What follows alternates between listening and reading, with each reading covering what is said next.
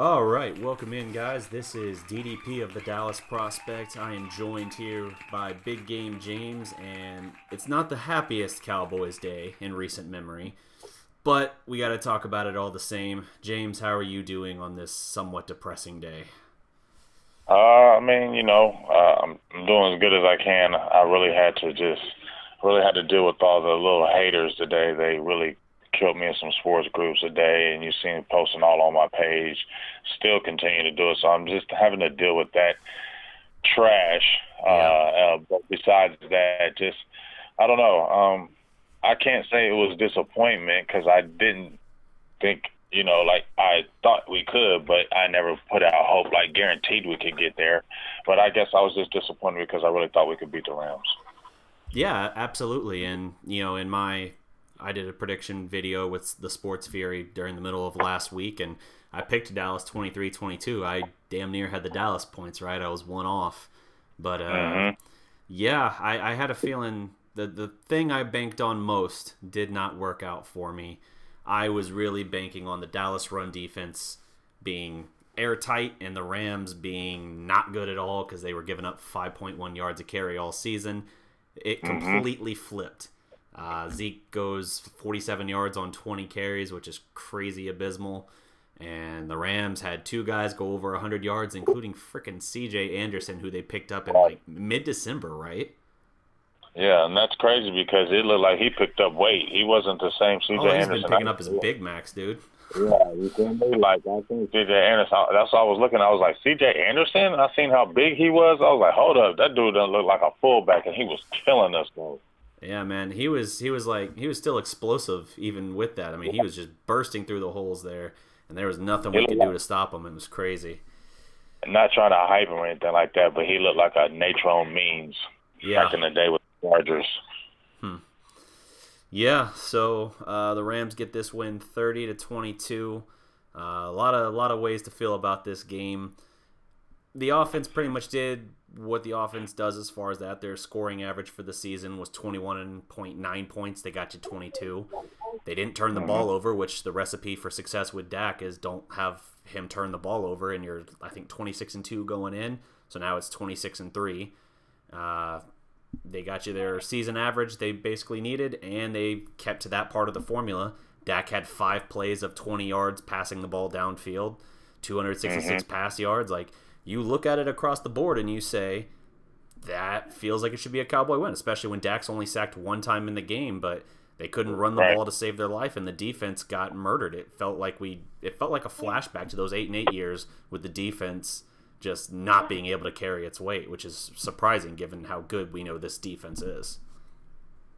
Well, I think the biggest thing that stood out to me was after listening to everything and watching and taking in the game, it just looked like I listened to the Rams on their end and how they said they were kind of getting pissed off by, how Dallas was kind of coming in. They felt kind of arrogant. Yeah. And maybe believe the defense. And I wanted to say this on my page like a couple of days before the game actually started, but I was going to say on my page, like, I hope that the Cowboys defense doesn't start believing those clippings of, oh, this is the new defense and this is the defense, this is a different defense. And, when another team keeps on hearing that, their aim is to destroy that theory and method. You get what I'm saying? Yeah, and that's what the Rams, you don't think McVay wasn't sitting there listening to that and seeing how it was supposed to be the vaunted defense that was going to shut down the Rams offense. So they made it a point to basically ram it down our throats, kind of shove it in our face. And that's what you can see what a coach did. He didn't try to throw the ball on us. Goff only threw for, I think, like 180 yards, if that. But, they had 170 yards in the first half. Just straight killing us up the middle. And like I said, to me, it was like the Colts game when we played the Colts. They schemed us really well. The coaching staff knew what we were going to do. And when I heard the players, I posted something on my page about the Rams offensive players saying that they knew kind of where they would do certain sets if Malik went out wide and just gave them kind of ways to go ahead and attack them. And they did it just like the Colts did. Marlon Mack killed it straight up the middle all game. You know what I'm saying? And that's where they went. They gashed us up the middle. And people need to understand, and that's why I kept on saying, even in the telecast when we were doing our live play-by-play, that this is where we miss a David Irvin, where you can't rely on him. You have to get rid of him or figure out something, because that's a guy who was 6'7", 300 pounds, and he can definitely run stuff and made a difference. Antoine Woods, as good as he is, he did go undrafted. And he is 6'1", 300 pounds. He's not a big guy. And Malik Collins is not that guy who can stuff the run as well. He's more of a three-tech that can go after the quarterback. And when you see running backs that start gashing up the middle, it's a problem. And they basically shut down Randy Gregory and DeMarcus Lawrence. And that's just a tale for disaster. Yeah, absolutely. Quick shout-out here before I jump into some of these stats. First in the house, Gle. Adam Proctor, thanks for the happy birthday wishes. Everyone for that. Stevie Mack as well. Cowboy X Factor, lots of well wishes here. Thank you guys. Yeah, I mean, you're right. They knew what the tells were for our defensive line. Dallas not only got 0 sacks after D-Law talking about coming to take Jared Goff's soul, which you heard in postgame when Aqib Talib drops the F-bomb on TV there in that interview that he interrupts. They very much consider that bulletin board material, talking about taking Goff's soul. And Dallas gets no sacks, not even a quarterback hit. And meanwhile, the Rams set a franchise record for rushing yards in a playoff game with 273 against the Cowboys. You had Gurley wasn't even their lead rusher. It was Anderson. It was like 139 and 117 or something is what the two of them did. And it was crazy efficient, like 6 yards a carry. So just complete disaster for Dallas in that respect. And yet it was a one-score game. I know for the whole second half it was basically a 2-score game, but I mean they lose by 8 in spite of all of that. If you look at how everything else transpires and you're like, man, and they were still right there. It's kind of surprising that they were still right there. Dallas goes 1 of 10 on third down. That's not going to be something that instills confidence in you, but the problem is you couldn't even get the Rams to third down. Like the Rams were 3 of 8, I think, on third down, but you could never get them there. And they got them off the field once. The Rams punted once, although one of them they got away with a ticky-tack call, I felt, on Byron Jones that prolonged a Rams drive that they then got a touchdown on. I mean, I agree on that. If you look at the tail of the halves, I mean, at no point in time did I feel like we really stopped them, except when we had them in the red zone. When they came for the quick 3 points. That was a victory to me, and then we scored the 7. I was feeling good that we stopped them again because we were good in the red zone. So I was liking that, but it was more just like as you were saying. I think Jared Goff had like 29 dropbacks and only had 1 hit. I don't think he got hit. Yeah, I think 1 hit or 0 hits. I don't, and that's 29 to 30 dropbacks in the game. That's crazy. Yeah. And he's not a mobile quarterback at all. So he's pretty much virtually clean and just be sitting there all day. But what they did was they kept us off balance. And really Dallas's coordinators got out-coached. I mean, we just got out-coached again. That was the biggest reason why they lost the game. Not just the players on the field, but they got out-coached because this team that there were adjustments weren't being made, and you could see how they were setting Dallas up on certain plays. And then eventually, like when they were sending that receiver in motion, they were basically sending him in motion all game. Then they gets lax and thinking it's not going to go, and then they start hitting them in the fourth quarter. Next thing you know, they're getting 12, 11, 13-yard gains. No, I agree, absolutely. I mean, we've said this every year Garrett has been here.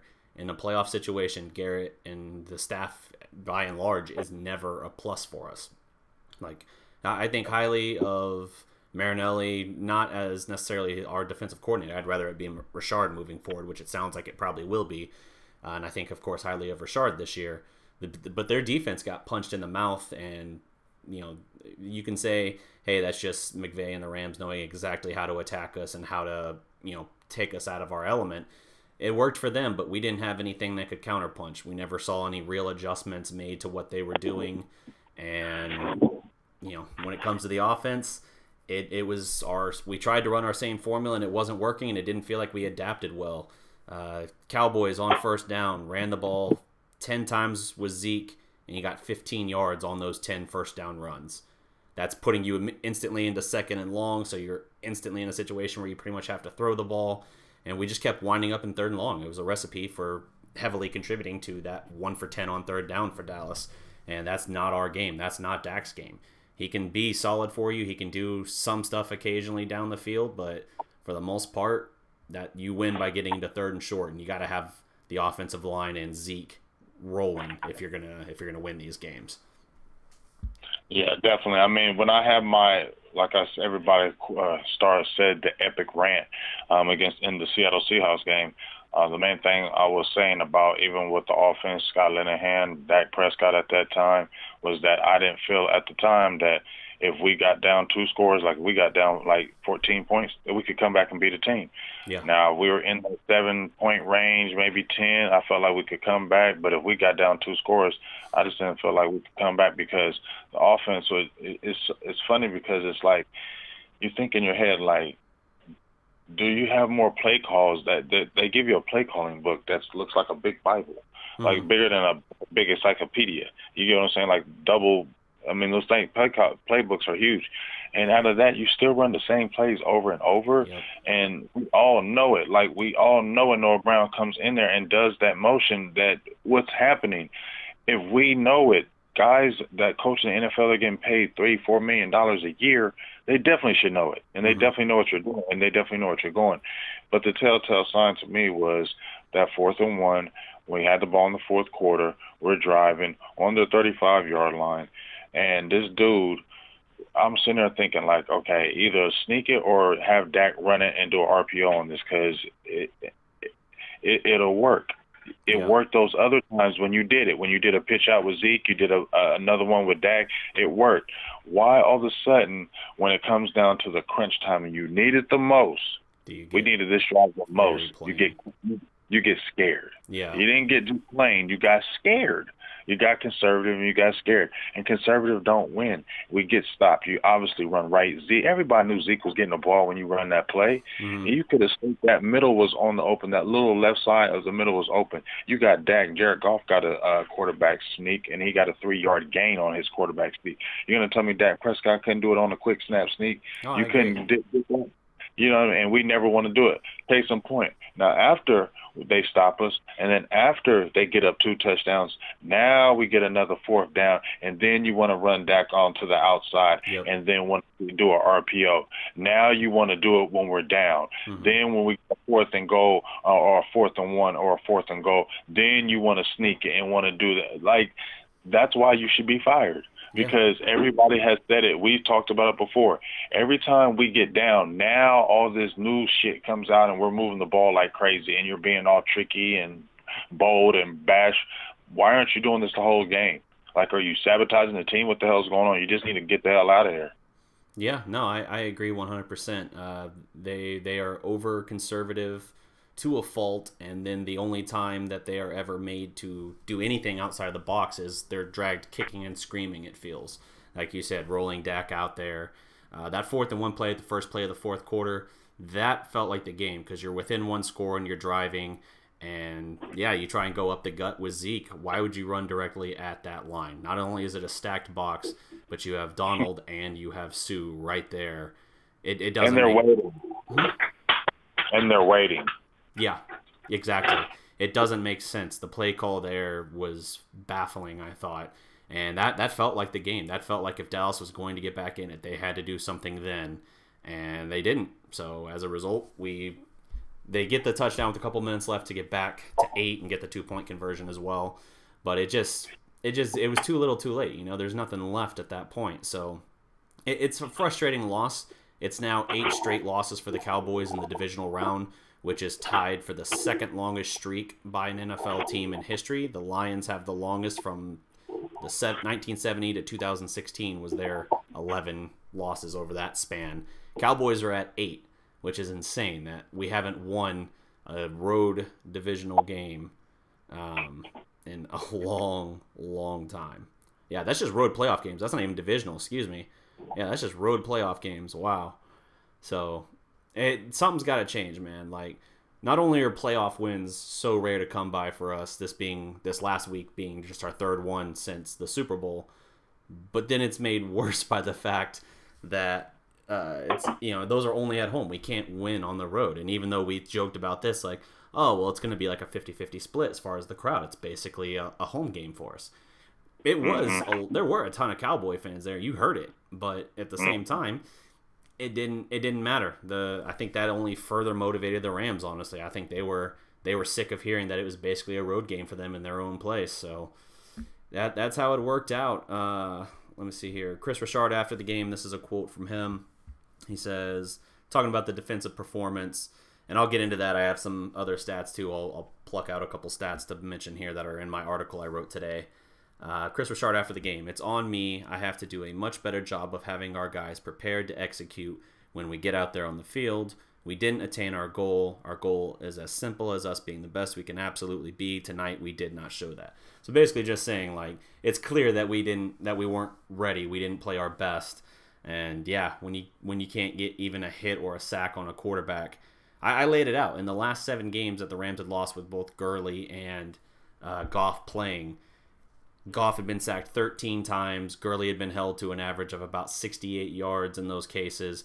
And Goff and the Rams as a whole had 18 turnovers in those 7 losses. If you can get pressure on him, you can absolutely beat the Rams because his mechanics are going to fall apart and he's going to start throwing some up for grabs. And we never got close to one of those plays in this game. I think there was one play a Cowboy defender swooped in. I think it was Cheeto, nearly had a pick in the second half. But that was the only time you really saw a defender there. Everything else was just, wide open. It felt like right to him. Yeah, wide open. Yeah, I'm just saying they were wide open. It looks like they were just a step short. Every play, it looked like the receivers were catching the ball either over that middle, and they should have known that the Rams loved going over the middle. I posted a video from the NFL Network, and they kept on saying that the Rams love to execute over the middle. That's where they're going to attack you first. So the Cowboys should have known that. But as I said, they just I don't know if the Cowboys, not along with maybe the better game planning from both sides of the offense and the defense, but the players still had to execute. And I just feel like the players kind of came in maybe believing their own hype. I feel like maybe that defense was believing its own hype, and they got smacked around. Yeah, plain and simple. They were believing that hype, and the Rams took that personal. They took it very personal. And when you hear a lot of them talking after the game, they did take it personal about how everybody was talking about the Dallas defense and how like you said, it was a home game and how Dallas is just going to move on now. They're going to break the streak. Other teams get tired of hearing that, especially when you talk about a defense and they're taking their pride on their offense, averaging the number 1 offense of the season. I mean, I think compared of those all-time Ram teams, I think they were like second this year in like points scored, everything. So they had a high-octane offense. We kind of took them lightly because they did what they wanted on that field. At no point in time, even when we scored touchdowns, was I like, dang, can we stop them? No, because, absolutely. We scored touchdowns, but I didn't feel like we could come back and get a 3-and-out. Like, that was going to be very hard. The only way we could get a 3-and-out if it was kind of like by one of them fly-by-luck plays or they had a penalty, because the way it was looking, I didn't even see Randy Gregory. Yeah. You know what I'm saying? And D-Law had one where he had maybe one time where I seen him getting in that backfield, but they were chipping him. They were sending 2 guys after him. And like I said, we were soft in that middle, and we didn't have a rotation. Karan Reed was our guy coming off the bench. He's not a big guy either. I've seen him physically. He's not the tallest guy in the world. I wish we could have had a Daniel Ross, but we didn't have a good rotation as far as defenders to really stop that run. And they had 2 solid backs. A superstar in Gurley and solid back in C.J. Anderson, and they just exploited our weakness. Absolutely, and you were talking about running up the middle and everything. Dallas allowed this season 5 running backs to run for at least 100 yards. Do you know? Well, here I'll put it this way. One was week 3. Carson got 102 yards on 32 carries. The other 4 came after week 15. Or week 15 or after. Because you had 2 in this game. You had Saquon do it as well. And I feel like there was one more. Let's see. Regardless.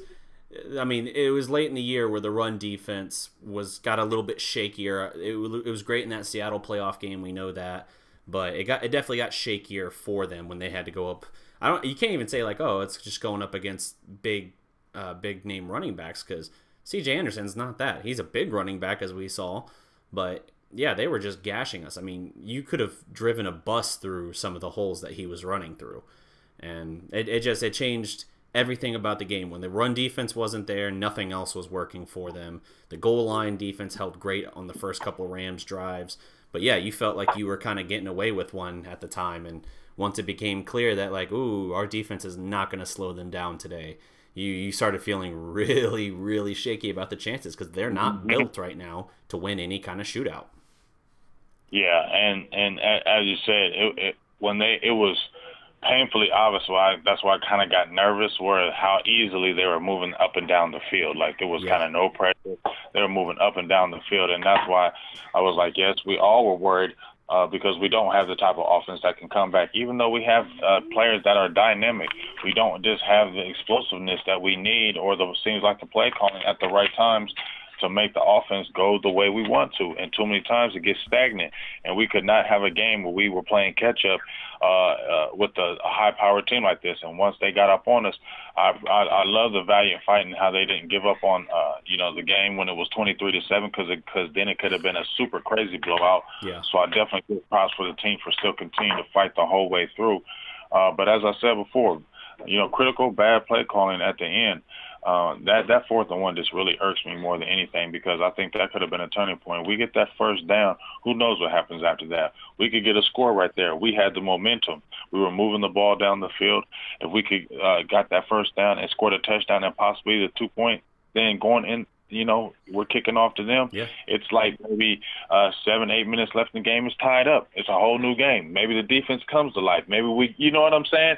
You don't know what'll happen, but if that does happen, that opens up a lot more doors for you to be able to make more moves than it did. That just kind of killed all the momentum that we had, and the game changed after that. They went right down and scored after that, and it was kind of like ball game. Yep, absolutely. So, I mean, there are other notes in this game that we can touch on. Obviously, Rams get like 457 yards of offense, so the defense was the largest part of the letdown here. I know the offensive line, as far as Zeke and the running game, didn't do a great job, but the offense beyond that did everything else that you could have asked of it. So, obviously, they're going to have some decisions they have to make in the offseason. They got some substantial players here that are now no longer under contract. They're going to have to figure out. Obviously, you're going to have the DeMarcus Lawrence situation. They could franchise him again, but it sounds like they're going to try and get him on a new multi-year contract, which he has certainly earned. He is the leader of that defense. He is the quote-unquote war daddy that Jerry Jones said he wanted a couple years ago when we wound up drafting Taco. They also got guys like Cole Beasley, Jeff Swaim, Tavon Austin, LP Ladouceur, Cam Fleming, Damian Wilson, Rod Smith, and David Irving. Those are all significant names no longer under contract. You're not going to keep all of them. Who is someone perhaps out of that list you think could be a surprising let go? David Irving is number one on that list. Maybe not really surprised if like a Damian Wilson goes. I can see him going. Cole Beasley. I think Beasley is where I lean for what would be a surprising departure, because I think he's going to be able to get more money elsewhere, and he's kind of made his intent clear. He cares. He wants to get paid. Like he's not loyal tied to Dallas. He likes the guys and all that, but I think if someone offers him more money, he'll peace out and go elsewhere. Yeah, but you know what? Even when we had the 2017 season, I was saying Dallas trade him before the trade deadline because he had a very high value. And, that was the last year of his contract, and he himself bet on himself. He didn't sign a multi-year deal. They offered him money, but he felt they lowball him. So he bet on himself. And just like you said, he can go somewhere else and get more money, even though he's getting up in age. He's about 30 years old, but he's the type of player that he wasn't relying on his speed. He can have that quickness, and that can, you can play another quick 3 or 4 years. And also, as you said, I don't think he has the ties and the loyalty to Dallas like that. So I think if a good offer comes to him, he'll be quick to jump to that and peace out. He said all the right things, I believe, this year, and I believe he did have some good positive things. But to me, when I've seen him at games personally this year, kind of his body language kind of told me I kind of don't know if I want to be here anymore. Yeah. No, I agree. And, I don't want to take anything away from him, the guy was a warrior. I mean, he was playing through a sprained right foot and a high ankle sprain on the same leg, which is really, that's impressive. I mean, I don't even know if I'd be able to walk around without my foot in a boot or on crutches. And he's, the kind of receiver he is. He has to run a bunch of quick routes and sharp cuts and all of that. So really impressive for him to just try and fight through that. But, it was clear he wasn't his normal self out there.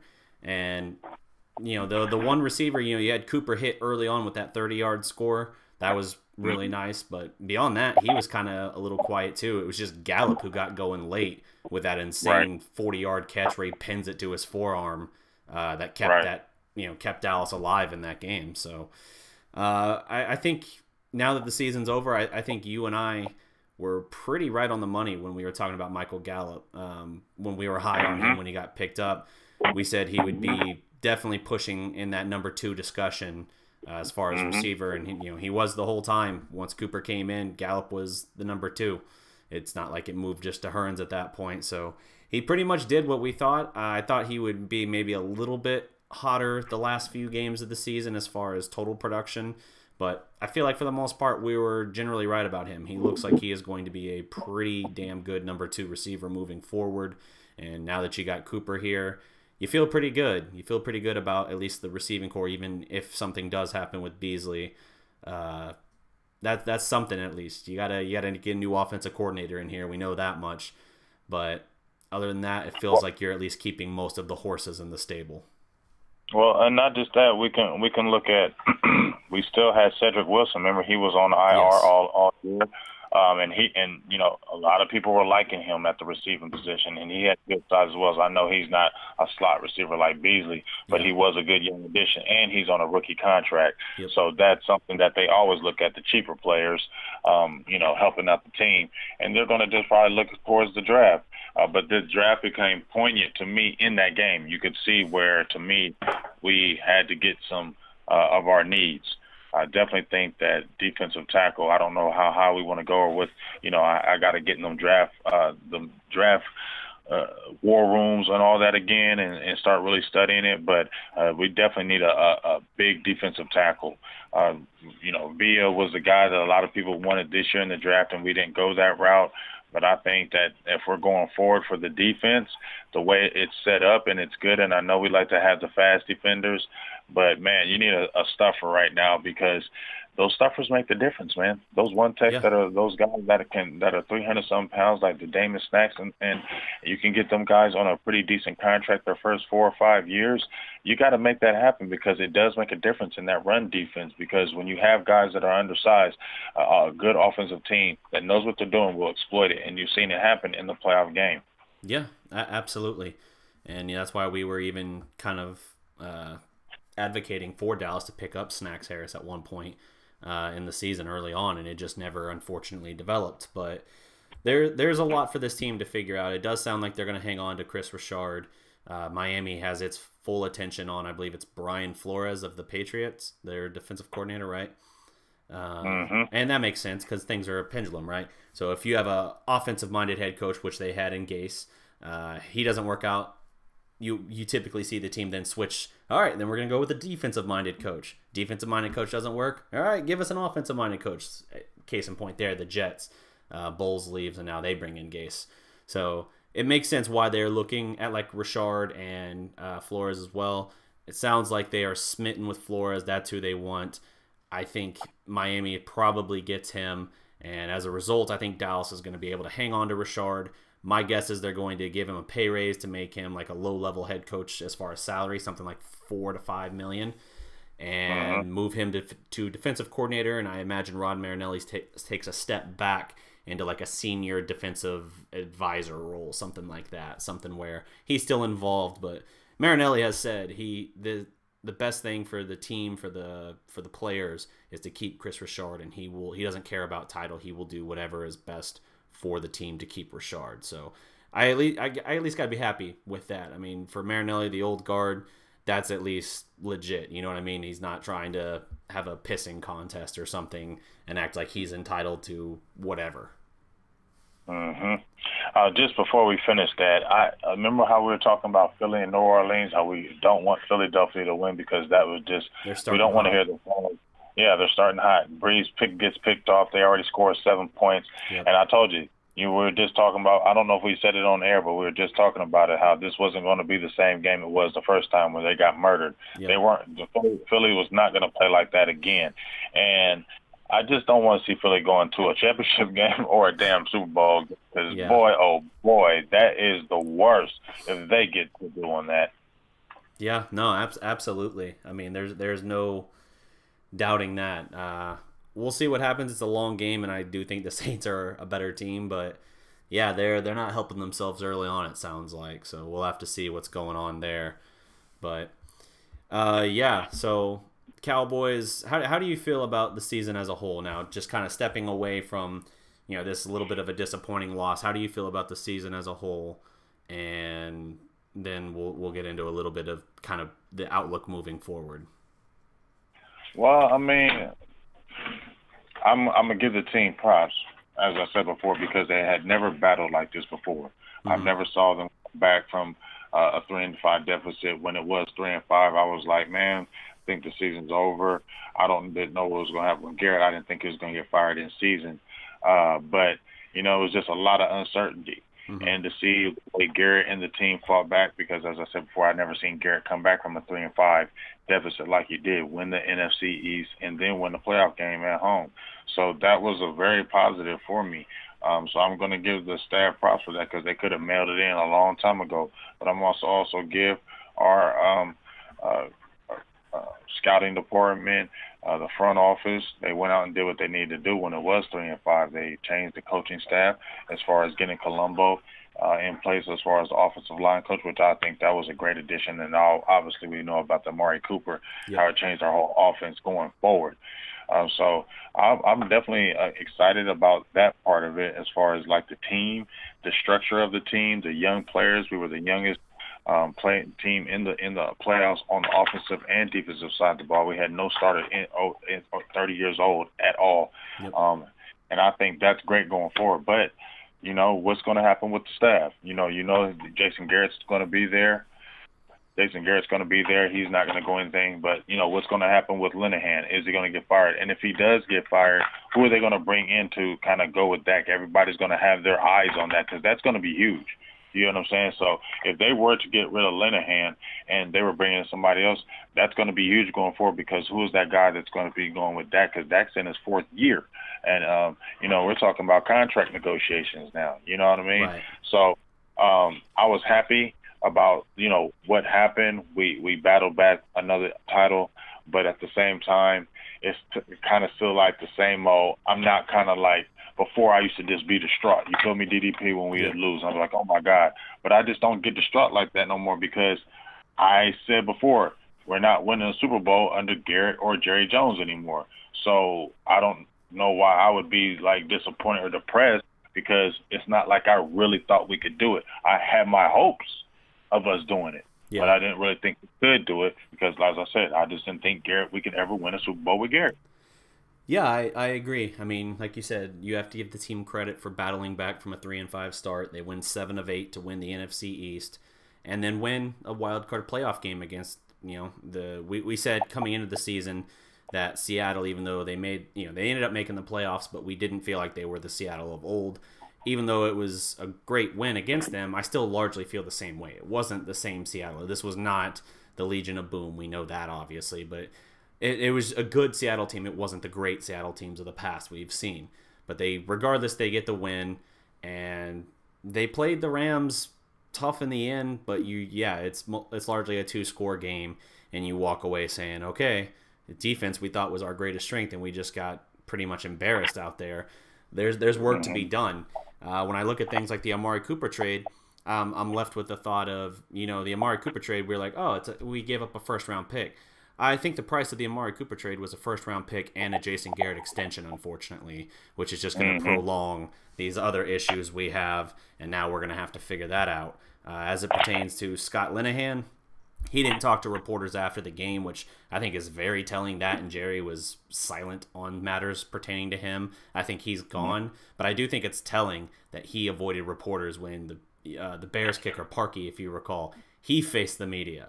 Like, it's kind of like a thing of character. Like, do you run away from it? Do you just like, I'm not dealing with this at all? Or do you own up to it? And I think it was telling that Linehan just completely bounced out of there, wouldn't talk with the media, and meanwhile you got a guy who the whole city of Chicago now wanted to kill, and he sat there and just like, okay, I'll take the bullets, I know they're coming. So as it pertains to this team, yes, they were the youngest team in the playoffs this year. The offense, they're going to have to do some work along that offensive line. Part of that will come just with the development of Connor Williams, but there's things that they're going to have to adjust for. We need a new offensive coordinator. We need to get more out of Dak. Dak had 2 carries in this game for 3 yards, I think is what I saw. Like, that's insanely low. There's no excuse for that. Like you said, they were getting outside the Rams. It was when you tried to go up the middle, you got nowhere. How do you not run Dak out more in that game? They weren't getting to him, so you had the ability. The play calling, there's no excuse for it. They're going to have to figure out how to address that. And then for the defense, another year of grooming, another year of aging, seasoning, whatever you want to say, mixed with maybe going out there and getting I still think they need a safety. I think they need a ball hawk because they don't have that. Whether it's Earl Thomas, whether it's, if they don't want to go that route, there are other guys too that would still be an upgrade over what we have here. Stevie Mac 23 in the comments throws out a bunch of names here. Clinton Dix, Trey Boston, Tyrann Mathieu, Eric Reed, Earl Thomas. They're all free agents. So you got to do something. Whether it works out in the draft, which you're not going to have your first round pick now, so I doubt it works out in the draft that way. You got to do something because this defense, the only thing holding it back from being great is the ability to create turnovers by the fistful. Right. That's why I held Chicago's defense higher than the Cowboys' defense throughout the season, because they could get fistfuls of turnovers. So if they can address those things, and if they can actually use Dak to his skill set instead of trying to make him something he's not, then they got a bright future, I think. I do think this is a team that, by appearances, looks closer to the 91 Cowboys, where you're sitting there saying, okay, they're here, they're about a year early right now. Like, they're not quite there, but they could be something. I'm not saying dynasty, obviously. I'm just talking about being a year away. That's how this team feels to me, as opposed to like the 2009 Cowboys, who you felt really good at, and then the next year bottomed out, and where they go like 6-10, it was like 6-10. I think they ended up going, and that was when Garrett took over. So there's a lot to consider for the team, but I think this was a successful season. The unfortunate thing that comes with that is you're going to get a Garrett extension. It sounds like it's going to be a lucrative extension, which is even more frustrating. Like, not only are you keeping him, you're going to pay him very well. And, they're also going to do in the offseason new deals for Dak and Amari Cooper, from what I've heard. So, I don't know. We'll see. I'm excited to see the future for them. I'm disappointed. Are you really excited? Are you really excited? Like, because here's my thing. Are you excited? Because I'm excited about our players, but as I said before, I gave Garrett his props, and I appreciate what he did this year. But to me, like I said, it's still the same old thing. So if he was to get an extension, it's like Cowboy fans, like, where we headed? Yeah. Are we still headed for, he's an average coach. I said that before. He's an average coach. We won the East, but it was not the East was not that great this year. You know what I mean? The East was down. You got 2 of the 4 teams that were still playing. I know they do. I know, but still, the East didn't have that. Yeah. The Washington and New York were garbage. Right. You know what I mean? Even when Washington they were in first place, they were not good. I don't know why people are even hyping them like that. But I just feel like, is this going to be another 5 years of just average? Yeah. No, it's a fair point. I am excited about the youth. I am cautiously optimistic about the offensive coordinator hire. I would love to see them go get I'm trying to remember. I don't think he's at Boise State. Chris Peterson. I don't think he's at Boise State anymore, but that's where I know him from. I would be very interested in him. Unfortunately, Marcus Mosher was tweeted out earlier his anticipation that is that the hire will come internally. because they want to keep philosophically the same offensive system. To which I ask, then what's the damn point of making the change? Like, not just play calling in the moment. You have to acknowledge that, hey, we can keep to the root aspects of what we want to do in this system, but we can still use our guys better. We can still have a little bit more nuanced of a system that's not built from the freaking 1990s, early 90s is what philosophy they're still trying to apply to modern football. And I just think more now than ever, the game is not moving that direction. So it's like an uphill battle to start. Yeah, I mean, and it's just like, just as you said, why would you bring a coach in? But Troy Aikman mentioned that about Jerry, that Jerry will make decisions sometimes if the fan base is kind of going nuts or going crazy, they'll just make us something to appease the fans. You know what I mean? Yeah. Like we really weren't going to make a change, but we're going to do this so we kind of keep y'all quiet for the now. And Jerry says that, Troy has said that that's what Jerry does. He'll make those kind of moves. As an offensive coordinator, as you said, I don't want it to be a situation where he comes in with the same type of philosophy that, the old school. Come in with some fresh things and come in somebody that really can look to Dak's strengths, somebody who really, really can look to Dak's strengths. If you can get a guy that really can even bring out more of Dak, it's going to make our team better. And the offense just has to be more dynamic because we do have players on offense that can make plays. We can score. We can move the ball. We can do those things. But it's just like we don't see it because of play calling that seems to be so basic. It's maddening for a guy that has had top offenses in the NFL. Yeah. By the way, the Eagles are up 14-0 now. I know it. I had that feeling, man. I just had it. Yeah. I just had it. My Eagles fan has already been texting. Yeah, I'm sure. So how do you feel about the report that Sean Lee is now going to mull retirement after this season, which was for him a disaster? And then I can get into, after you answer that, another question pertaining to the game itself. But how do you feel on Lee? I don't have a problem with it. I actually was gonna put out an article, which I didn't do, and I should have. I was gonna put out an article, should Sean Lee retire? Yeah. And that was my premise. I think he should retire. I believe that his time is over. I believe not. I don't feel like his skills have, totally like eroded or anything like that.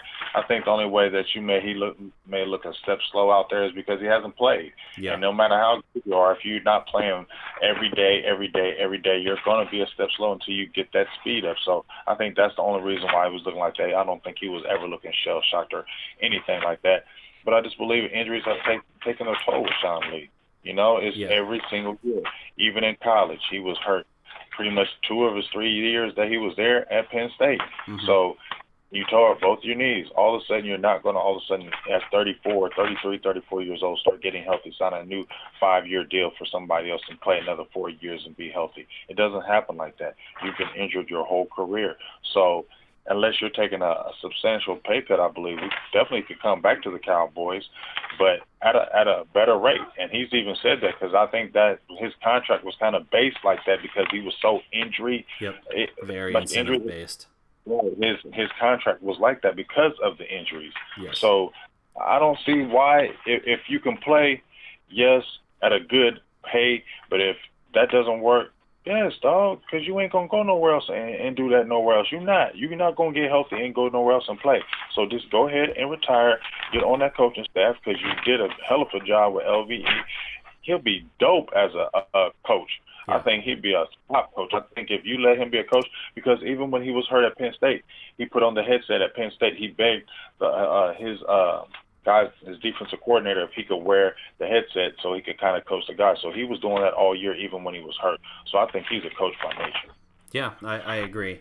My feeling with Sean Lee, if this is it for him, I want to keep him as like a linebacker coach. LVE raved about him. Anytime people praised LVE, he was always quick to, turn that appreciation towards Sean Lee and everything he did as far as helping him develop and kind of just being a mentor to him. And I believe there is real value in that. As it pertains to this game in particular in this season, I agree. He hadn't played, and that's why I said I was nervous about him playing a lot against the Rams. This is what I talked about Thursday going into the game. I was worried because if you recall the first game of the season against Carolina, Sean Lee was horrendously bad in that game. Probably the worst game I've ever seen him play. And it's because they put him in bubble wrap all preseason. They didn't let him play. They didn't let him hit. And he was rusty. And as much time as he missed this season, I think they mismanaged it again. I think you should have been playing him more late in the season. If he got hurt, then fine. That just further reinforces what you know.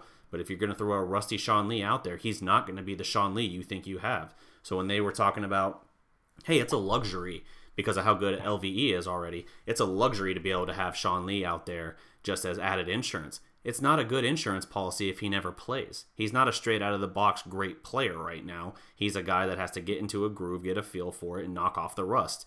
And in years past, it's been a little bit of a slow start for him as well. So in this game where he played a bunch of snaps and you see LVE on the sideline as often as you did, I was losing my mind over that. I was like, how are you going to sit LVE right now when he's like his athleticism, his length, and his tackling ability is one of the best things that we have going for this defense. You have the best linebacker duo arguably in the league with Jalen and LVE, and you're taking out LVE to put in Sean Lee, who's not as big, not as explosive, and who's rusty. I mean, I didn't see a whole lot of Lee just making bad plays in that game, but I just felt like it was a mistake. Like it was too much loyalty to Lee and assuming like, oh, well, they're going to be creative, so we need Lee who can quickly dissect the plays. Did he make plays like that really made you say, yep, that's why we have Lee in right now instead of LVE? I didn't see it. Yeah, and I didn't see it either. I think it was more to appease him because he was a veteran and it's a playoff game, and they didn't know if it could be their last playoff game. Maybe they're thinking that. Yeah. But, yeah, there was no reason. The LVE was not playing bad at all. I think it was more of a situation where they just wanted to kind of just appease him. He's a veteran. They kind of wanted to give him his kind of like respect of getting on the field. But it's clear to see LVE is a player. He got better as the year went on, sets a rookie record for all-time tackles as a rookie. And he's just going to continue to get, as long as he stays healthy, he's going to be one of the top linebackers in the league for the next at least 5 to 6 years, if not more, depending. But like I said, he stays injury-free. Him and Jalen Smith are going to be a dynamic duo, so why would you disrupt that? Just appease, but it is what it is, and we'll see what happens going forward. That's going to be interesting, especially with that position. Yeah, I agree on LVE and his future and everything. If their belief, I should say, really was, hey, this might be his last playoff game, this might be it for him, therefore we're going to play him, Jason Garrett deserves to be fired right now. If that was actually his honest thought process, you don't put a guy out there just with the thinking of this is his final run, I'm going to put him out here in memorable minutes and snaps. Right. No, you put the best foot forward. That's why, like, for instance, with the Ravens, in their playoff game, when they wouldn't put Flacco in, even though Lamar Jackson was terrible that game, looked like a middle school quarterback some of the times out there against the Chargers, didn't know necessarily what he was doing. I thought it was baffling that they didn't at least put Flacco in there. It's like, I'm sorry, you're not trying to win a playoff game? Oh, well, we don't want to shake a 22-year-old kid's confidence who's had like 5 starts this season. Give me a break. You play to win the game. Herm Edwards, hello. You play to win. You don't put a guy out there and say, oh, I'm worried about ego. No, you go to win the game. That's pure and simple. So I hope that wasn't the thinking, but if it was, that alone to me is a fireable offense. Yeah, well, hey, it might be a fireable offense, but that ain't happening. Yeah. You know what I mean? And we knew from the very beginning that when we saw this season happen the way it was and the way they came back, we all knew Jerry was giving Jason Garrett extension. That's all he needed to see. That's all he needed to see. All he needed to see was Dallas battle back, and when we won the NFC East, it was already sold up. He was getting an extension. Whether what happened, I didn't care. No matter really what, and getting the playoff win really sold it up. But, battling back like that, Jerry was already like, the team battled. Why would I go with somebody else? He's not going to do that. And he's older, and he doesn't want to start over. He doesn't want to change. He kind of wants to do it like they did with Pittsburgh, where maybe Cowher, or how they stayed with them, and then he finally won. What he doesn't realize is he's more likely to go the route of Marvin Lewis in Cincinnati at this point. I mean, at least Garrett has a couple playoff wins. I don't think Marvin Lewis ever even got one, did he? No, he did not. Yeah, exactly. So, I mean, it's frustrating if that's his mindset. I almost feel like you could even if Jerry had the option of like a Lincoln Riley, even if someone said like, hey, you can have Lincoln Riley right now if you want, I still feel like he would be like, no, Jason's the guy. I love Jason. Yeah, like, all right, then you're a moron. Like, you want to fix this team, you want to have a chance to win right now with the guys you got.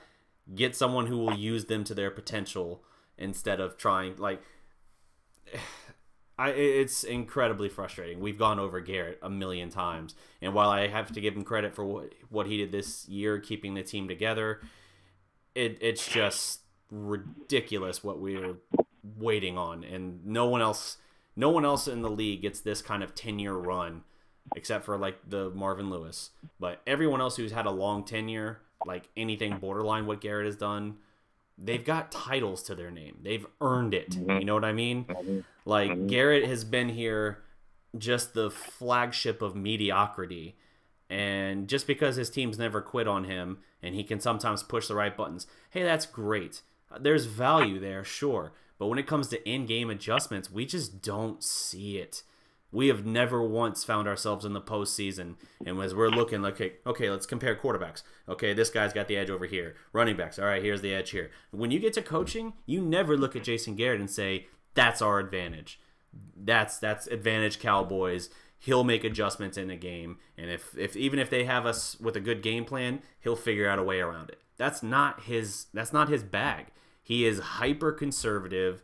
You have to drag him almost kicking and screaming sometimes to actually be aggressive and use the guys like they need to be used, whether that's running Dak out on the edge in that fourth down play we were referring to earlier. It's just I don't even know what to say anymore, man. It's frustrating. So Garrett is what I fear will hold them back. The players, I feel good about their future. Maybe eventually they just will build what should be a super team, but because of Garrett, it'll be a one-year wonder. Yeah, like I said, I don't know what's going to happen. Who knows what's going to happen? It just seems like, I didn't want to.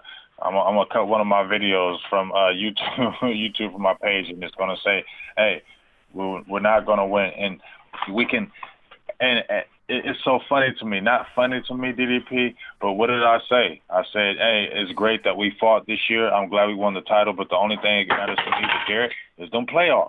Yep. You know what I'm saying? And at the beginning of the season, I was telling G, he said, what would it have to be for Jason Garrett for you? I said, minimum NFC championship for me to even look at him like, okay, anything. And guess what? He didn't do it once again. Yep. And regardless of how the team played or whatever, it's always going to fall back on the coach, no matter what. And at the end of the day, it's 9 years in, going on 10, whatever, and still the same thing. Still the same thing. Yeah, I look at Chris Richard and how he owned that loss for the defense and their performance, even though he's the secondary coach and all that, the passing game coordinator or whatever. He owned that loss, and a lot of times when you hear Garrett speak, he'll at least say we, and that does take partial ownership. But I see one guy, like, this is a quality of Dak we praise all the time. Dak will own mistakes even when they're not his. He'll say, hey, I got to be better. We can do things better, and that starts with me. Dak will own that, and that's one thing his teammates love about him. We were hearing that as we were getting ready for the playoffs. Zeke was talking about that, so were other players as well. And you don't hear that really from Garrett. Garrett, it feels like it's distributing out the blame at least. Right. So that's something there. Yeah, like I said, it's I don't know. I'm kind of right now in a ill state of mind because the future looks bright as far as what we have coming at the table. I think one thing that we do need to be looking at is how Zeke said he wanted a contract extension already. Before, he was already talking about, getting the extension, kind of like Ty Gurley got his extension before the contract even ended or anything like that. They just extended him. Yep. And I think Ezekiel Elliott is one that same type of deal. Yep. And as G were saying on the show yesterday, that if it comes to that, Ezekiel Elliott will hold out. That's a fact. He's going to hold out, and he's not going to just come in. He's going to want top dollar. Yep. So that people need to keep an eye on that and need to be possibly looking at another running back, because if he says that, he's not going to come to camp. He's going to sit out. Yeah, no, that's a good call out for sure. And it'll ultimately bring up my controversial talking point again when that time comes, if it does.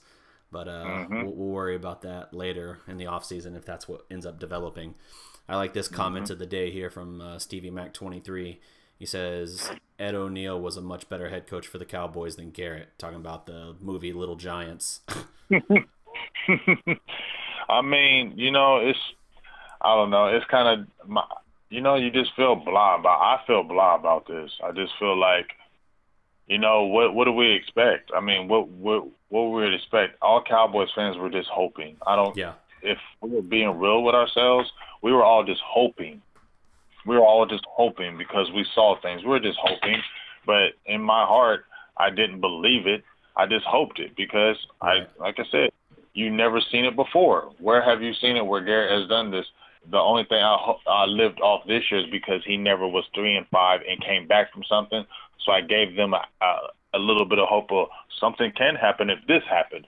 But it's still the same old thing, dog. Yeah. And it's frustrating when you see our team because, I feel like we still could have beat them Rams. We're still just as good as any team in the NFC, and we could be representing the NFC. But, when it comes down to player execution and coaching, and we didn't do neither one of those, at least on the defensive side of the ball, and definitely on the coaching side, we just got out-coached in certain parts of the game. In the all three phases. Yeah. critical parts of the game, calls, things of that nature that just kind of really hurt us. And, that 4th and 1.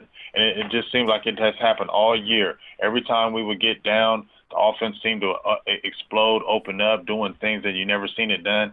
And it's like, but, at the beginning of the game, we're just blah and want to stay 0-0 until the third quarter until they want to jump on us.